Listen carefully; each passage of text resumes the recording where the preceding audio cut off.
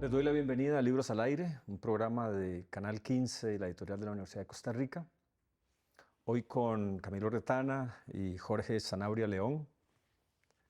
Vamos a hablar de un libro muy particular, Así los quieren ellas, romance epistolar entre 1930 y 1940. Este es un libro escrito por Jorge Sanabria León y su hija, Milena Sanabria Contreras. Jorge es doctor en psicología, es investigador, catedrático, director de la Escuela de Psicología de la Universidad de Costa Rica. Y Milena es una especialista en el área de literatura comparada. Milena no nos pudo acompañar hoy en este programa porque está fuera del país, pero esperamos que en algún momento podamos conversar con ella. Les decía que este es un libro muy particular y lo es por lo siguiente. Este es un libro dedicado a cartas de amor. A cartas de amor escritas por 6 mujeres y dirigidas a un mismo hombre en Costa Rica en las décadas de 1930 y 1940. Pues resulta que ese hombre a quien le fueron dirigidas estas cartas por estas 6 mujeres era el padre de Jorge y el abuelo de Milena. Y a mí me gustaría, Jorge, que comencemos por ahí. ¿Cómo fue trabajar con estos materiales que tienen un valor, por decirlo así, tan íntimo? ¿Cómo hicieron para que ese valor de intimidad fuera respetado en algún sentido, pero también que permitiera hacer lo que ustedes hicieron, que es un análisis de una época, un análisis de unas historias amorosas también?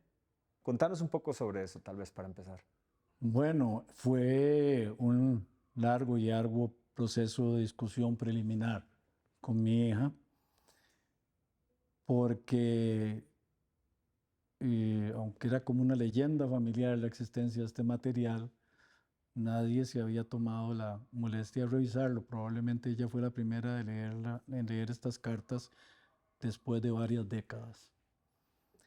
Cuando empezamos a ver que estaban las cartas, más las fotos que le habían autografiado, más los mensajes que le habían mandado, más los programas de cine a los que hacían alusión en las cartas, que en muchos casos habían ido a ver con el que llamamos el galán en el libro, vimos que había un potencial para escribir sobre esto, había una riqueza en este material, pero no lográbamos dilucidar exactamente. Yo como psicóloga, ella como especialista en literatura, tratábamos de encontrar un hilo común y dimos con él cuando entendimos que había elementos comunes en las cartas que tenían que ver con jugar con el pudor de la época, con el pudor femenino y con el control social, cultural sobre la sexualidad y la sensualidad de las mujeres, desde la familia y otros ámbitos. Todas ellas hablan de sus escaramuzas, de sus estrategias, de sus secretismos, y una de las autoras que leímos nos dio una clave muy importante. Para una mujer una palabra escrita es más comprometedora que un acto o una declaración. De hecho, se cuidan mucho estas mujeres que escriben de insistirle al destinatario de que tiene que cuidar esas cartas. Es correcto. Ahí fue donde nos hizo, cuando empezamos a hacer juntar esos cabos, nos dimos cuenta que lo que tenían en común era eso, que es muy difícil de definir en un lenguaje académico, porque lo que se trataba era de tener una suerte de imagen social con la que había que cumplir, pero una actividad íntima que no necesariamente correspondía con la imagen social. En buena medida esa es la empresa del libro, que es un contraste entre ese universo íntimo y esa lectura que ustedes proponen de una época a través de ese universo íntimo. Claro. Empezamos a leer mucho sobre la época, qué estaba pasando. Una de las cosas interesantes es que en medio de las 2 guerras, ¿Cómo no? Entonces, un país que está en recuperación económica, en recuperación de todo tipo, un mundo que se está repensando, rehaciendo. Y también estaban a puerta los movimientos sociales, políticos en Costa Rica y iniciaron los movimientos femeninos, los primeros movimientos femeninos. Se está gestando lo del 48. Exactamente. Entonces, había ahí un enigma de cómo estas mujeres estaban al mismo tiempo viendo una transformación mundial, estaban viendo una transformación social en el país y estaban viviendo su amor, estaban viviendo su relación romántica. Eso es muy sugerente porque además no se cuela de forma explícita, no es que ellas hacen alusión a ninguno de estos elementos. No, viera que escudriñamos y la única alusión es que una de ellas, me parece que Irish en algún momento dice, por alguna razón creo que escribe al margen de una carta a Viva Calderón Guardia, lo cual es muy extraño porque mi padre siempre fue figuerista, ¿no?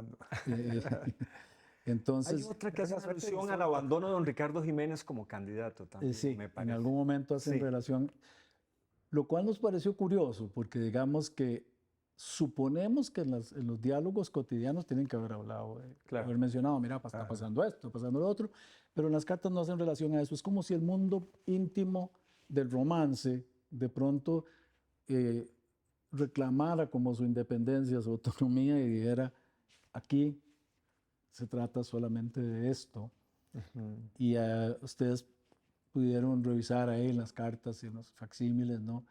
Hay un gran atrevimiento en las cosas que dicen para la época. Tal vez a las jóvenes de hoy día decirle a su novio, a su compañero, a su amante, lo que sea, ¿no? Veámonos en tal parte a tal hora, que era un lugar prácticamente despoblado en esa época, sea algo anodino. Pero en esa época decirle y ponerlo por escrito, te veo a tal hora allá por el plantel del MOP. Además, detrás, no al frente. Jorge, detrás, no al frente. Exacto. Porque tal vez por el frente podría pasar un carro cada 3 días, pero, ¿verdad? Por detrás, no seguramente pasaba. Ni casa sabía. Y lo que no sé si estaba allá la Caret, la verdad. Lo cierto es que decir eso es de una gran temeridad en esa época. Sí, y sobre esto volveremos. Estamos hablando con Jorge Sanabria León en torno al libro que ha escrito junto con su hija Milena Sanabria Contreras, Así los quieren ellas, romance epistolar entre 1930 y 1940, un libro dedicado a cartas de amor en esa época. Ya volvemos. Muy bien.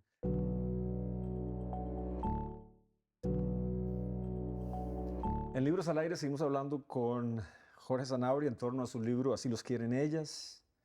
Y queríamos preguntarte, Jorge, finalmente, ¿qué es una carta? ¿Cuál es el valor que tiene una carta? Y ¿cuál es el valor que tiene una carta de amor?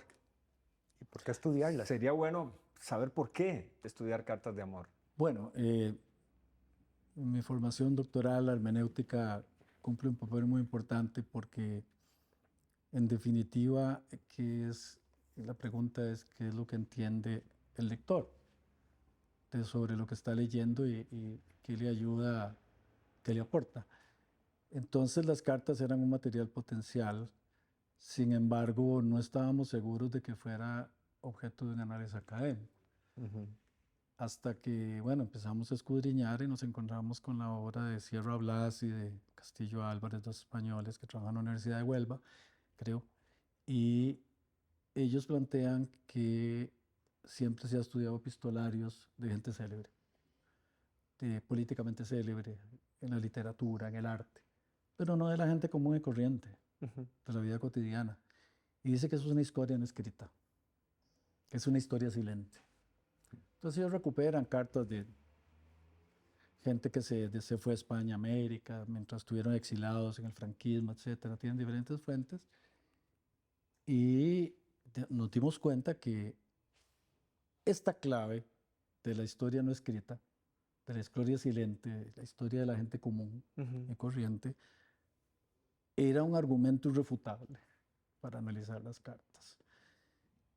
junto con el hecho de que cómo se jugaba el romance, como hablamos antes, definitivamente nos convenció que por ahí tenía que ir el análisis, que las cartas eran un testimonio que involuntariamente había quedado porque era un material efímero, pensado para ser efímero. Una carta de estas se escribían para que se fueran leídas y eliminadas.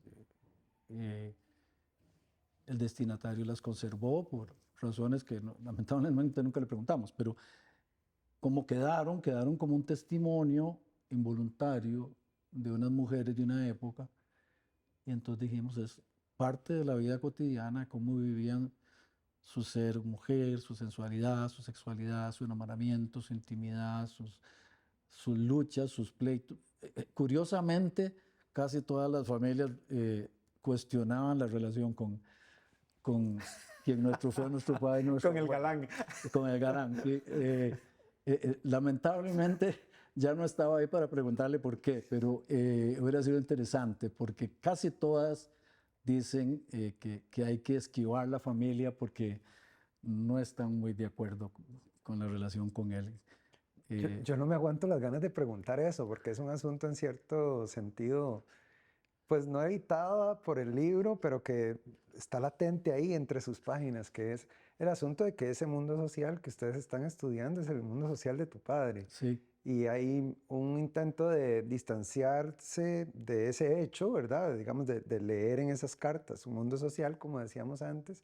Pero bueno, no dejaba de ser tu padre. ¿Cómo fue ese proceso para ustedes de distanciamiento y al mismo tiempo de conocer mucho más a tu propio padre? Sí, no fue fácil, ¿verdad? No fue fácil porque uno tiene una imagen de su padre, por supuesto, que respeta. Y el padre era un hombre muy honorable, pero uno empieza a leer las cartas y toda esa, digamos, suspicacia que tenían las familias y demás. Entonces mi hija y yo nos volvíamos a ver el viejo pícaro. Entonces, no dejábamos de descubrir como una faceta de quién había sido él. Claro. Claro, claro. Y no queríamos pues tampoco ni hablar de él o que la familia sintiéramos que lo estábamos presentando como un ahí machista, tradicional, ¿verdad? Patriarcal, que en alguna medida pues su comportamiento frente a las mujeres, por lo que ellas escriben, debe haberlo sido, pero no queríamos destacar eso, Claro. porque no se trataba de eso el libro. Y sí, bueno, de pronto ver las fotos con dedicatorias y todo eso. Mis hermanos, por ejemplo, en la presentación que hicimos anterior del libro en la escuela, estaban hasta molestos conmigo porque dice, pero es que no dijiste nada de papá. Y papá era el protagonista principal ahí. No. Fue difícil hacerles entender que el protagonista no era ni él ni las mujeres, era el tema. Pero sí, enfrentarse con esa imagen, ¿verdad? Para alguien que está formado en psicoanálisis, además. Claro. Enfrentarse con la imagen del padre que fue, ¿verdad? El padre de donde él venía en sus relaciones. Sí, el padre antes de ser el padre, ¿no? Exacto. Jorge, pero además quería subrayar algo. Efectivamente, son cartas escritas por mujeres, dirigidas a tu padre, al galán. Sí. Y efectivamente ahí uno nota o puede deducir, digamos, cómo era este hombre, pero es que además hay reclamos amorosos muy puntuales. Sí. Era omiso, a veces no respondía las cartas que esas mujeres esperaban. Sí. Bueno, y eso respondía con la frecuencia que ellas querían. Eso, pero además había otro tipo de reclamos. Por lo visto prometía ir a algún lugar y no llegaba, ¿verdad? Entonces, claro, lo que pasa es que estamos hablando de alguien que nació en 1912, hasta donde recuerdo, y que en este momento es un veinteañero un tanto travieso, disoluto y omiso, ¿verdad? Sí. Bueno, creo que eso se puede decir también, sí, con todo respeto, obviamente. Sí, yo creo que eso lo caracteriza y no es porque haya sido singular él en eso, ¿verdad? Digamos que hay alguna parte de la subjetividad de mi papá que nosotros reconocemos porque era un hombre muy poco expresivo, ¿verdad? Era un hombre muy serio, muy poco expresivo, muy poco dado a la broma. Entonces, sí descubrimos ese reclamo, ¿verdad? Esa tardanza en responder o esa no respuesta, y que era ya un mensaje, ¿verdad? Era un mensaje no deliberado, tal vez un mensaje, no responder, tratarse en responder o responder muy escuetamente, ¿verdad? Entonces la tercera carta ya le dice, mira, estoy esperando, no me has respondido, etcétera, ¿no? O ya perdí la esperanza que me respondas, ya entendí, ¿verdad? Sin embargo, O las guardaba, ¿verdad? él No las guardaba, no respondía, pero las obstante, sí, guardaba. sí. Hay una escena que para nosotros tuvo un enorme significado en esto de las cartas y los encuentros y los desencuentros y los no encuentros, que es que él hace algo que sería para un análisis aparte. Él por fin llega a Limón, donde está la muchacha, y y está la foto ahí debajo del árbol de naranjo, limón, no me acuerdo ahora, y él hace un anillo con un alambre. Dejémoslo aquí. Dejemos este momento que me parece un Suspenso. momento cinematográfico. Sí. Vamos a hacer aquí un pequeño corte. Estamos hablando con Jorge Sanabria en torno a su libro Así los quieren ellas. Luego volveremos con esa imagen. Ya casi volvemos.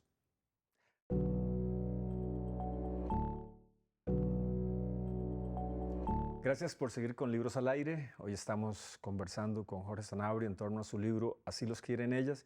Y Jorge había terminado el segmento anterior contándonos de una imagen en Limón. Quisiera que recuperaras esa imagen. Sí, esa imagen nos dio mucho que hablar y de muchas formas. Porque por fin, después de muchas promesas incumplidas, él se encuentra con esta joven y hay un árbol de naranja, me parece, que tenía un particular significado que no logramos desentrañar porque no se habla mucho más de él. Pero él en ese instante, y está la foto debajo del árbol, ¿verdad? Le da un anillo que hace con un alambre, ¿verdad? Él hace un pedazo de alambre, seguro, ¿no? Y le hace un anillo. Y ella se lo pone. Y ella hace alusión a ese evento en las siguientes cartas con una gran ilusión. Con una gran ilusión. Es casi como una pantomima de un anillo de compromiso. Pero ella lo asume con toda la seriedad del caso. Y a propósito de qué dice de la época, dice eso, los hombres somos farsantes. No lo vamos a decir de otra forma. Hay una farsa, en el romance hay una farsa, en el control, si se quiere, patriarcal, machista sobre la mujer. Y entonces él hace una pantomima que me imagino en su cabeza la muchacha no iba a tomar en serio, era como un juego, pero se lo toma en serio. Y cuando él ya no vuelve más sobre el asunto y ella empieza a perder la ilusión, el tono de las cartas es terriblemente doloroso. Claro. Porque ella sí lo tomó en serio. Entonces, a propósito de la época, creo que es cómo las mujeres se jugaban mucho en su imagen social para vivir su sensualidad, su sexualidad, su amor.